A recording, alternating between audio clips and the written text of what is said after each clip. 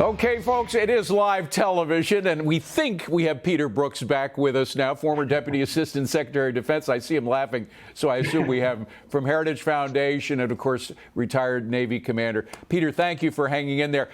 So we just played the two sound bites. I'll repeat for those. Anthony Blinken talking about very tepid response to what's happening in China, and then John Kirby. That was very disappointing, I must say, because John Kirby can be okay, but they're not really saying anything of substance about what they could be saying in support of these protesters in China. Don't you agree? I agree. It's shameful.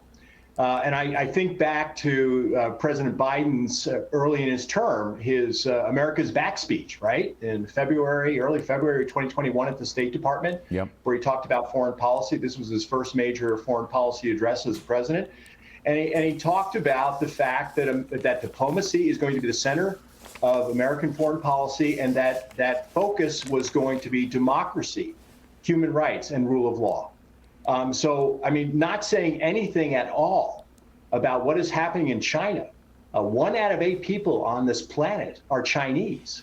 Is absolutely weak. It's shameful, and another example of the failed foreign policy of the Biden administration. And even as weak as that was, the Chinese play hardball. They play nothing but hardball. Yes. They do it, of course, to their own citizens, but also diplomatically. Right. Here's the way a Chinese diplomat responded to our tepid response. She said the price of freedom in the U.S., 1 million COVID deaths plus 40,000 gun deaths per year plus 107,622 fentanyl deaths in 2021. I'm not going to go any further than that. The fact is that fentanyl, a large portion of it is manufactured in China. The specific ingredients for it, they're put together down in Mexico. They're shipped up because of our open border. For them to actually point out, that's insult to injury. They're injuring Americans with the manufacturing of fentanyl, and then they throw it in our face like that. There's so many reasons why we should play hardball, but we're not doing it. Absolutely. China is a tremendous challenge to the United States, and there's no surprise that they're coming up with these sort of talking points.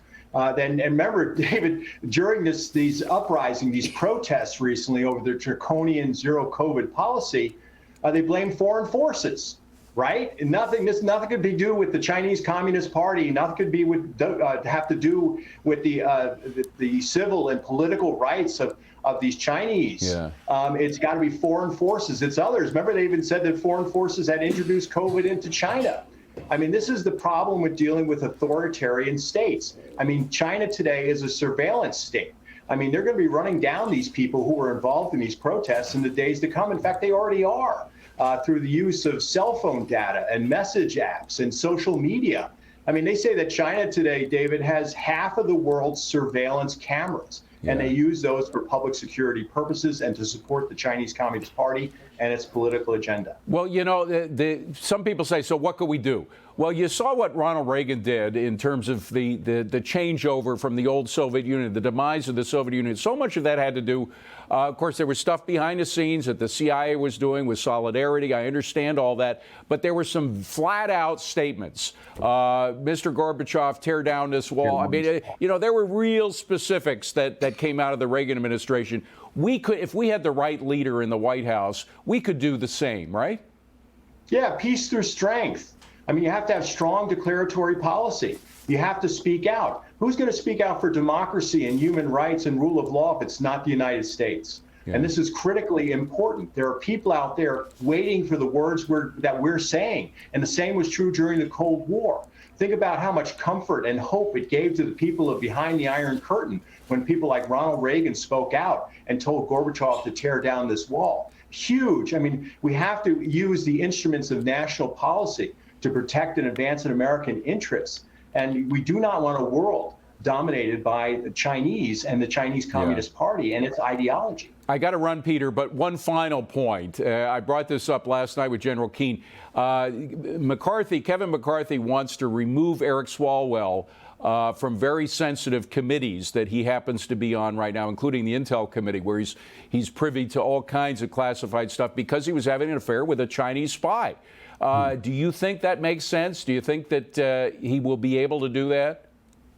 Well, Dave, I probably shouldn't comment on that, but I do have serious concerns about Chinese counterintelligence, and I wouldn't be surprised if our breaking the line early in our interview was a Chinese cyber attack. Yeah. So, yeah, we have to be worried about the Chinese are doing it against their own people, and they're doing it abroad. And it's one of the greatest national security challenges we have is really Chinese intelligence collection against our industry and against our government and against and sometimes against their own people who are living abroad. Peter Brookes, I'm glad we got you back, Peter. Thanks for hanging with us. Appreciate it. Good to see you.